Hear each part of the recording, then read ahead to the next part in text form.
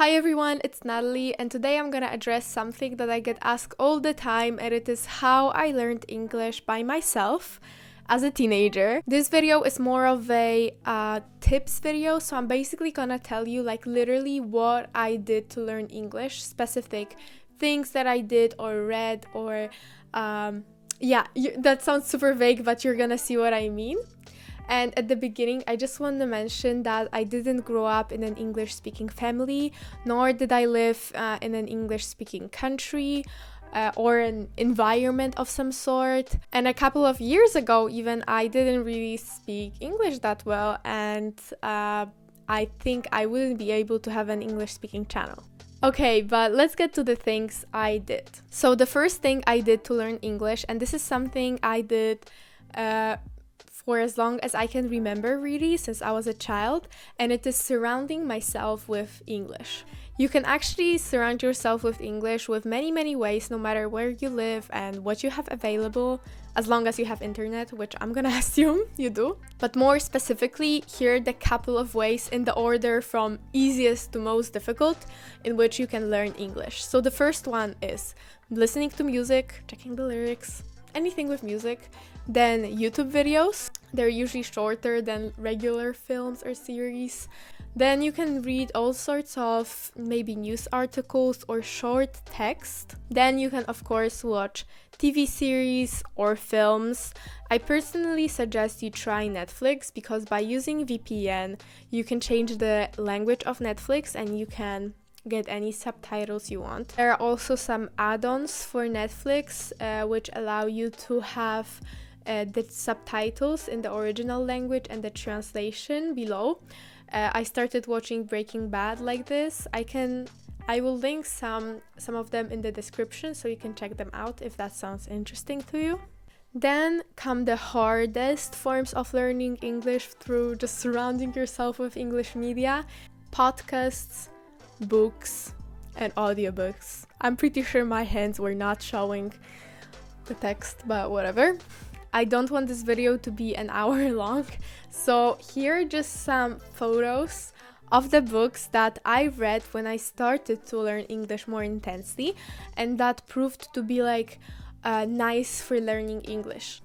It's also a nice idea to maybe read something that you've already read in your own language, so like you have any idea what's going on. I think the most important thing is like not to discourage yourself. At the beginning you'll probably have to check every like second sentence or more, but many times authors, they use similar vocabulary throughout the book, so once you learn like their sort of vocabulary set, it's gonna get easier. Audiobooks are the hardest because the vocabulary is equally difficult as in books, but it's harder to check it. Like sometimes you might not even understand what you're hearing, but as the time goes, it also really gets easier. You basically want to create this bubble of English around yourself, so you want to make sure that every day you do something in English. Of course, the more like active you are in it, the better for you. So like with all of those media that I mentioned, you should probably try to mix them. So every day maybe try to read a couple of pages of the book in English, or you can try to watch a couple of videos on YouTube. When you go to school or go on a walk, you can listen to a podcast. So the more you mix them and the more you have in one day, obviously it's gonna be like faster. However, you might have noticed, but it is kind of hard to keep yourself accountable when you're learning English on your own. And I struggled with that too. Like you have all those goals and all those plans, and you tell yourself that you're gonna watch the videos, read the books, but it just doesn't happen. So what I did to hold myself accountable is I attended classes and competitions in English. So I attended a couple of types of classes in English. Of course, I had those at school, but they weren't particularly helpful. So in my last 2 years of middle school, I started to attend like those traditional classes, sort of, where they just teach you grammar, vocabulary, you read some text in a group, you have homework, and that seems pretty boring and like too similar to school. However, surprisingly, that helped me a lot, because at school, both in the middle school and in the primary school, I only had 2 hours of English per week, so that really wasn't that much. And after I started getting additional 2 hours per week, so like 4, it really accelerated, and I finally understood some grammar concepts that I had troubles with, and I just became more confident in both writing and speaking. I also attended some private classes once a week, I think, which helped me prepare for some competitions. So as a student in Poland, I had many English competitions I could attend. I basically took part in every English competition I could find, and they motivated me to like go through vocabulary lists, or to review the grammar, so that was nice just to keep myself accountable. The third and probably the most important thing that I did is I spoke in English a lot.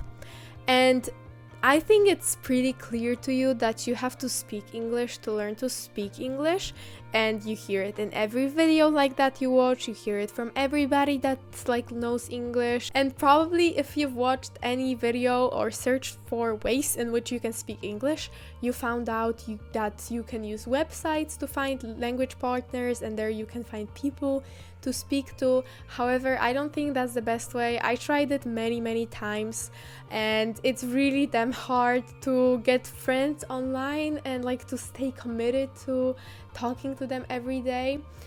So here are some better ways, my better ways. Okay, so that's a bit privileged, but I went on summer camps abroad. I went on both English and German camps. However, surprisingly, I learned most English on German camps, because like if you go on a camp where you learn German, you probably already know English. Many people there were like super fluent in English. They went to international schools and stuff like that. So I found many partners I could speak to. That was probably the experience that changed everything for me, because I made friends on the camps and I stayed in touch with them, and like just realizing that English is real and people actually speak it and you have to know it to communicate with other people, like really motivated me. There are also some camps that are not oriented for like learning a language. There are business camps, like some courses organized by universities like Oxford, where they, for example, offer scholarships. Okay, so I wanted to give you a specific thing that I was talking about, and this is this competition. You can go to Oxford, London, or Cambridge, I think. Yeah, so you can check it out if you want. At this point, I also wanted to mention that IBS International Business School reached out to me about, and in many of their locations, they organize business-related courses, but actually they are not just business-related, they are also related to other things. And I wanted to mention this opportunity because they actually offer scholarships for their courses. So you can try it out. I also looked for any English events I could find around where I lived. For example, I attended multilingual evenings in my city. It wasn't an official thing, it was just a Facebook group for people that wanted to meet and speak different languages. So I went there. I mostly practiced French, to be honest, but I also spoke in English with some people. Also, when I didn't have anyone to talk to, I was talking to myself, pretending I had a YouTube channel. Then, when I was searching for the events, I also found Model United Nations conferences, which are very popular in Poland. And these are basically debates for high school students where you are required to speak in English. It was very stressful at first, but it helped me a lot with my confidence, my speaking, my English, my vocabulary. So that was one of the best things that I did for myself. I also attended a European Youth Parliament, so that's sort of similar. If you're European, you can research that. Then I also applied to a public school where they offered international baccalaureate program, and because of that, in high school I had way more English than other years or classes in my school, so that was useful as well. And then, as some of you might know, I actually got a scholarship to a boarding school in Switzerland, so that was the only time where I lived in an English-speaking environment. Yeah, I made a lot of videos about that, so I'm not gonna elaborate any further. You can also search for events in your area, maybe some conferences where you can even volunteer. I cannot give you the specifics because that really depends on where you live and when you're searching for that. But I promise you, if I found the opportunities just with my internet, you can too. And once you start going on conferences like Emmy went, you're gonna meet people who are into the same things, so it's just gonna get easier. The last thing I did is I always focused on pronunciation. Whenever I learned a word in English, I always checked how it is pronounced. I think English is one of the most devious, absolutely horrible languages out there when it comes to the pronunciation. Because when you look at the word for the first time, you have absolutely no idea how to pronounce that. How do you even say that? And I'll give you 2 examples. So we have this word, and I've heard somebody who was good at English say Georges. Why? Maybe because you have Georgia, for example. So you have to check every word. But not only for that. Look at this word. The stress of the syllables works very differently in many languages. For example, Polish people say it as emergency or emergency, while you should really say emergency.